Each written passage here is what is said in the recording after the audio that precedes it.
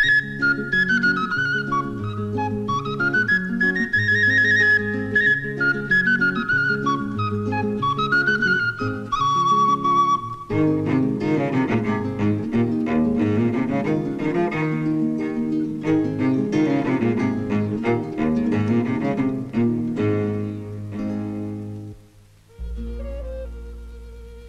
volt, hol nem volt. Volt egyszer egy gazdag ember.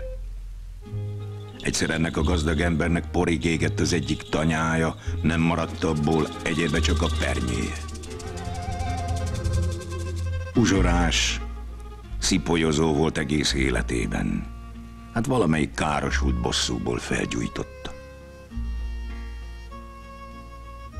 Bánkódott rettenetesen, de a papja se tudta mással vigasztalni, hogy halála után a pokolbeli tűzben fog égni, mert igaztalan úton szerezte a vagyonát. Az meg lehet, gondolta magában a gazdag ember, de még az is megeshetik, hogy felperzselik a másik tanyámat meg a házamat is, aztán akkor miből él meg a 3 fiam? Addig gondolkozott, amíg elhatározta, hogy valamilyen mesterségre adja őket.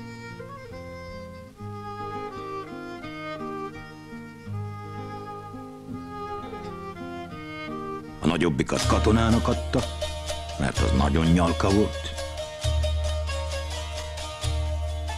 A középsőt kovácsinasnak szegődtette.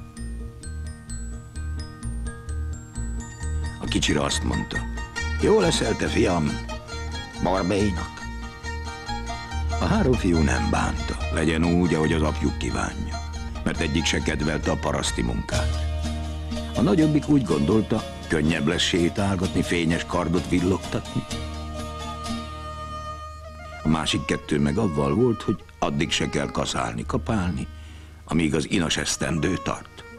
Elment mindenik a maga útjára. Teltek, múltak az esztendők, a gazdag ember öregedett, eddig se volt már fiatal. Ahogy öregedett, mindig csak azon járt az esze, miképpen szabadulhatna meg attól a pokolbeli tűztől, amit a pap ígért neki. De bezzeg a 3 mádvirágfia nem gondolkozott semmin se. A huszár mulatott, a kovács meg a borbély a lányok körül legyeskedett. Egyszer kapják a levelet, hogy menjenek haza, mert az apjuk közelegni érzi a végóráját, aztán látni szeretné őket. Haza is ment mind a 3. Gondolták, hogy ha megkapják az örökséget, még szebb lesz majd a világ. Azt kérdi az öreg a katona fiától. Na, kedves fiam, milyen katona lett belőled? Kedves apám, uram, nincs a császárnak még egy olyan derék katonája, mint én vagyok. Úgy forgatom én a kardot, mint senki más. A minap is a parádén ért bennünket egy irtózatos zápor. Bőrig is ázott az egész regiment, csak én maradtam szárazon.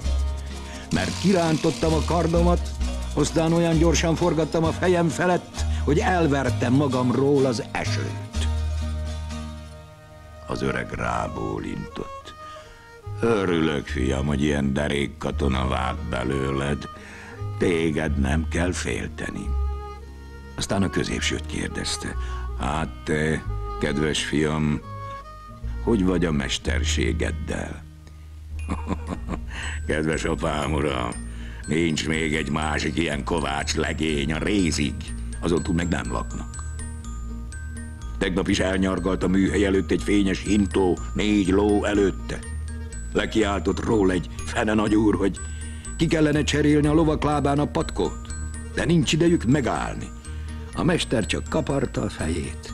Aztán, amíg ő kelme a fejét kaparta, én futtában megpatkoltam a 4 lovat. Egy szuszra se kellett a hintónak megállni. Az öreg erre a szóra is rábólintott. Sokra vitted a mesterségeddel, fiam. Neked való hivatalt találtál. Hát te, kedves fiam, érted a mesterségedet? Hogy értem én? Mi sem bizonyítja jobban, mint hogy tegnap fogadásból egy nyulat futtában kopaszra borotváltam. Egy vágást sejtettem rajta. Az öreg erre is rábólintott. Azután így szólt a 3 fiúhoz. Látom, fiaim, hogy mind a 3-ótoknak kenyér van a kezében. Megéltek a jég hátán is. Nem vagytok rászorulva az én vagyonomra. Így hát avval megválthatom magamat a pokolbeli tűztől. Elhívatta a papot, minden vagyonát átadta neki, hogy ossza szét a szegények között. A 3 fiú hoppon maradt, s mérgében világgá szaladt.